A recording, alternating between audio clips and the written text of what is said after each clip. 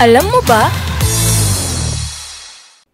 Samgyupsalan ang go-to ng mga friends, barkadas at families. Bukod sa maraming klaseng meat, marinated man o plain, marami ring pagpipilian na side dish.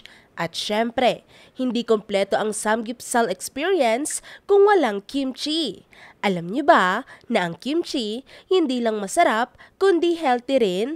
Ang kimchi ay isang tradisyonal na Korean side dish na gawa sa fermented vegetables gaya ng repolyo, labanos at sibuyas na nilalagyan ng maanghang na pampalasa at maasim na timpla mula sa bawang, luya, sili at iba pa. Matagal na itong bahagi ng kultura ng mga Koreano. Ayon sa mga historian, nagsimula ang paggawa ng kimchi bilang paraan para mapreserba ang gulay sa panahon ng taglamig. Kung walang sariwang aning gulay, may kimchi silang pwedeng kainin.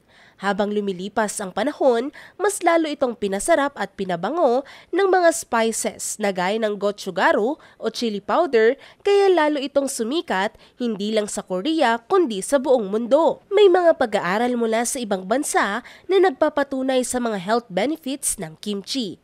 Ang pinakabida sa lahat, ayon sa National Institutes of Health, ang probiotics na nasa kimchi ay ang tinatawag na good bacteria na tumutulong sa mas maayos na pagtunaw ng pagkain at pagpapalakas ng immune system. Parang yogurt o Yakult, pinagkaiba, maanghang ang kimchi. Mayaman rin ang kimchi sa vitamins A, B at C.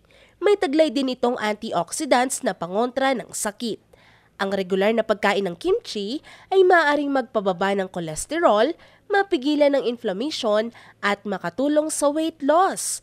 O di ba? Lahat na ng hanap mo sa diet food, nasa kimchi na. Sa Pilipinas, dumami na rin ang gumagawa ng homemade kimchi. May iba't ibang version, depende sa panlasa. May di gaanong maanghang, may maasim lang at may sakto lang. Balanseng lasa kumbaga. Tara! Samji? Tara, kimchi! Masarap na, healthy pa! Ngayon, alam mo na!